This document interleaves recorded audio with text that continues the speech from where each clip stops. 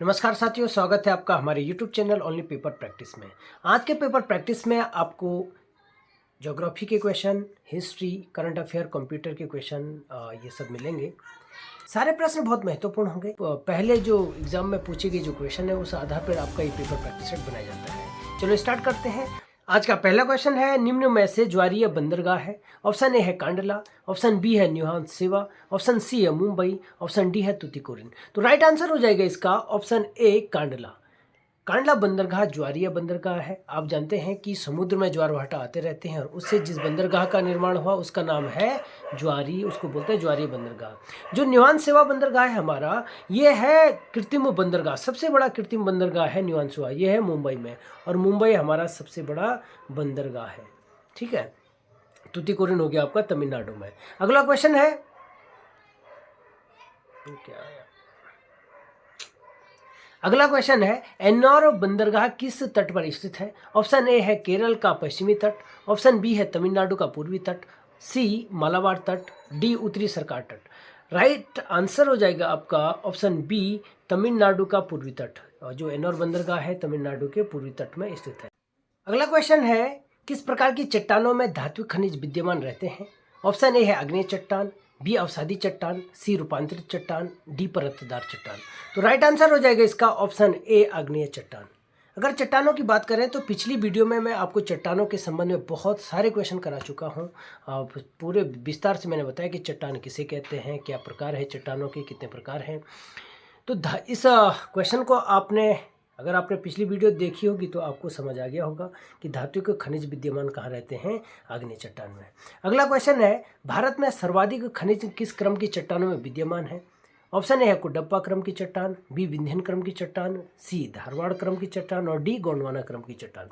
तो right answer हो जाएगा इसका, भारत में जो सर्वाधिक खनिज प्राप्त होते हैं वो कहाँ से होते हैं? धारवाड़ क्रम की चट्टान से। ठीक है, सर्वाधिक खनिज कहाँ से प्राप्त होते हैं?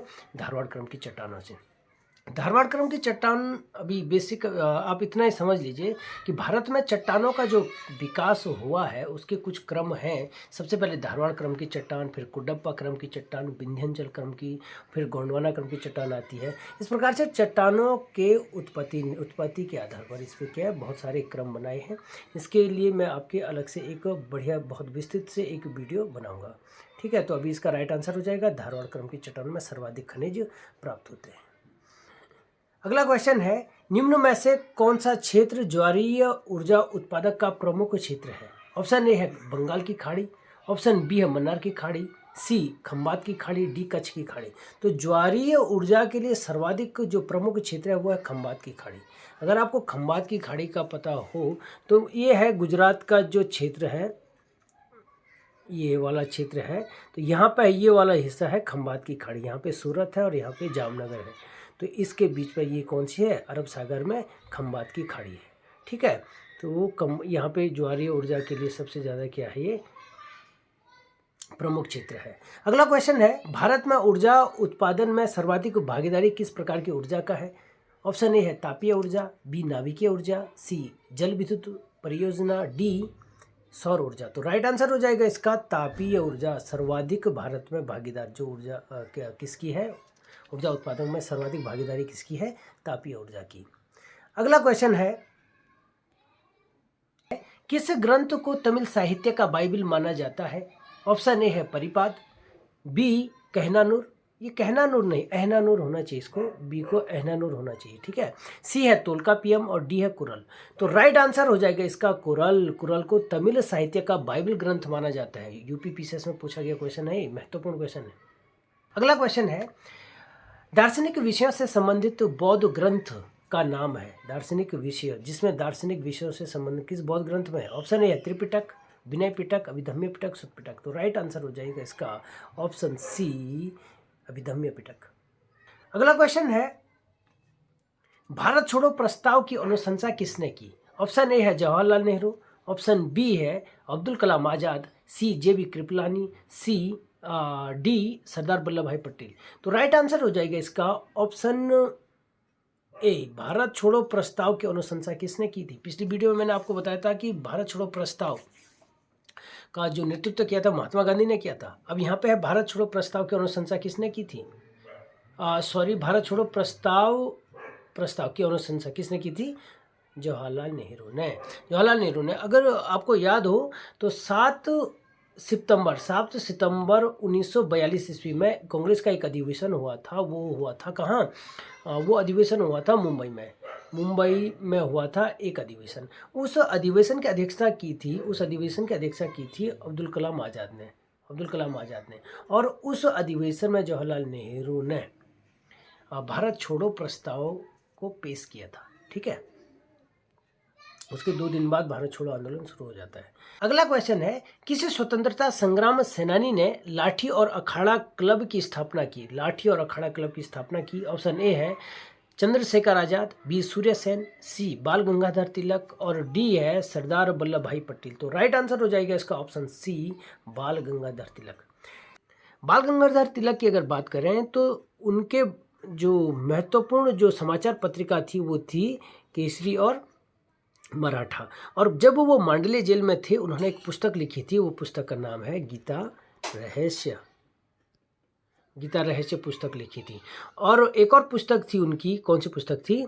The Arctic home विदास। उनकी कौन सी पुस्तक थी? The Arctic home विदास। ठीक है, अगला क्वेश्चन है, विश्व आर्द्र भूमि दिवस कब मनाया जाता है? ऑप्शन ए 20 जनवरी, बी 2 फरवरी, सी 31 अप्रैल और डी है 30 मार्च। तो राइट आंसर हो जाएगा इसका ऑप्शन बी, 2 फरवरी। 2 फरवरी को विश्व आर्द्र भूमि दिवस मनाया जाता है। आर्द्र भूमि दिवस क्या है? आर्द्र भूमि क्या किसे कहते हैं? जिस भूमि पर, वह भूमि जहाँ पर क्या होता है, पानी की उपलब्धता हो, रुका हुआ पानी हो या चाहे ताज़ा पानी हो चाहे खारे पानी हो, तो उस भूमि को आर्द्र भूमि कहते हैं। और उस भूमि को बचाने के लिए एक रामसर सम्मेलन हुआ था। रामसर है ईरान का एक शहर है रामसर में एक हुआ था। वहाँ पे वेटलैंड को, आर्द्र भूमि को बचाने के लिए यहाँ पे काम किया जाता है। तो अभी भारत हाल ही में क्या हुआ है, 5 जो वेटलैंड क्षेत्र है उसको रामसर श्रेणी में शामिल किया गया है। और अब कुल मिला के 80 जो भारत के है, 80 जो आर्द्र भूमि है वो रामसर साइट में शामिल हो गई है। ठीक है, अगला क्वेश्चन है, राष्ट्रीय जनजाति महोत्सव 2024 का आयोजन किस शहर में हुआ? ऑप्शन ए है नागालैंड, बी छत्तीसगढ़, सी असम, डी है नई दिल्ली। तो राइट आंसर हो जाएगा इसका ऑप्शन डी, नई दिल्ली। आप गलती से जनजातीय सुन के कहीं इधर नागालैंड असम की तरफ मत कर देना। तो राइट आंसर होगा इसका नई दिल्ली। इस महोत्सव को जो कराता है वो कराता है ट्राइफेड करवाता है। ट्राइफेड कौन करवाता है इसको? ट्राइफेड क्या है? एक संस्था है, किसके अंतर्गत में आती है? हमारे जनजातीय मंत्रालय के अंतर्गत। और इसका काम होता है, जो हमारे जनजातीय क्षेत्र है, जनजातीय लोग हैं, उनका अपना एक स्पेशल जो काम है या जो व्यापार करना चाह रहे हैं उसको बढ़ावा देना।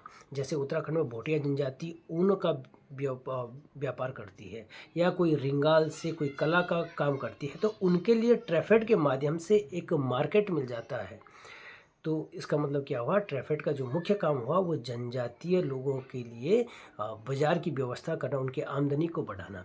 तो ट्राइफेड का फुल फॉर्म होता है tribal cooperative marketing development federation of India. इसकी स्थापना कब हुई? 1987 ईस्वी में। अगला क्वेश्चन है,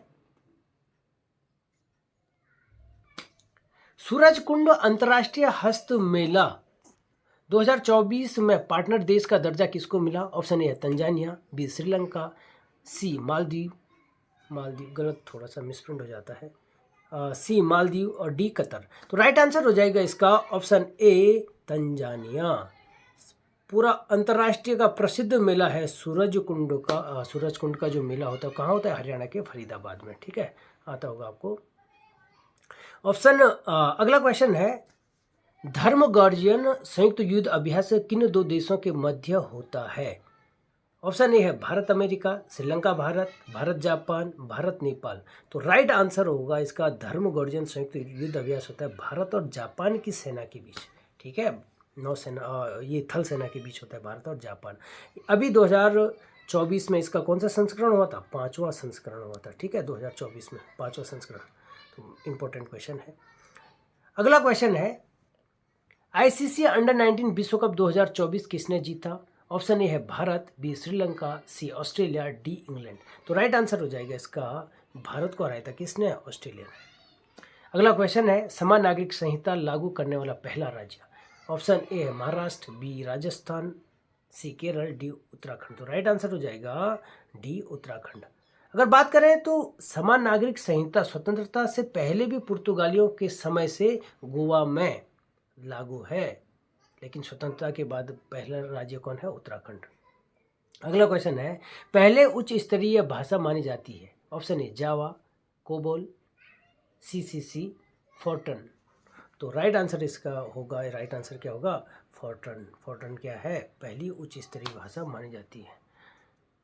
अगला क्वेश्चन है बेसिक भाषा का प्रयोग किया जाता है ए व्यवसाय में, बी गणित में, सी खुफिया एजेंसी, डी है सरल भाषा को सिखाने में। तो राइट आंसर होगा इसका ऑप्शन डी, बेसिक का प्रयोग, बेसिक जो भाषा है उसका प्रयोग किसमें किया जाता है? सरल भाषा को सिखाने के लिए इसका प्रयोग किया जाता है। अगला क्वेश्चन है कंप्यूटर वायरस होता है। ऑप्शन ए है सॉफ्टवेयर प्रोग्राम, बी विंडो, सी स्पैम, डी बैक्टीरिया। तो राइट आंसर हो जाएगा इसका ऑप्शन ए सॉफ्टवेयर प्रोग्राम। आज का अंतिम क्वेश्चन है डॉस का अर्थ है डिनायल ऑफ सर्विस, बी है डिस्क ऑपरेटिंग सिस्टम, सी है डिस्टेंट ऑपरेटर सर्विस और डी है डेनियल ऑफ सिस्टम। तो राइट आंसर हो जाएगा इसका option A Daniel of service, denial of service. तो साथियों यही था आज का पेपर प्रैक्टिस। चैनल पर आपको पेपर प्रैक्टिस लगातार मिलते रहेंगे। आप चैनल को लाइक शेयर सब्सक्राइब करना ना भूलें। नमस्कार।